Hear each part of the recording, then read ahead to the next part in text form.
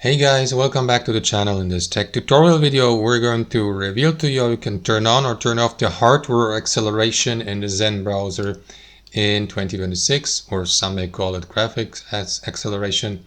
So if you'd like to turn this off for your device, this is how you can do it. Launch the Zen browser on your device and you will need to navigate to browser settings. If you don't know how to do this, guys, there's these three dots in the top left corner and then select settings.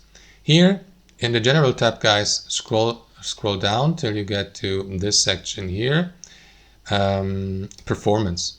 So this feature is a little bit hidden, so you need to uncheck this option first. Use recommended performance settings, because on default Zen browser assumes that you're using these recommended performance settings, which includes also enabled hardware acceleration when available on your device.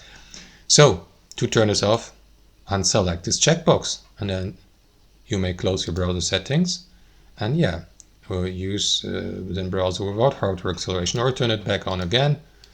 That's how it works, guys. Thanks for watching. Hope you enjoyed it, got some real value from it, and we'll catch you later.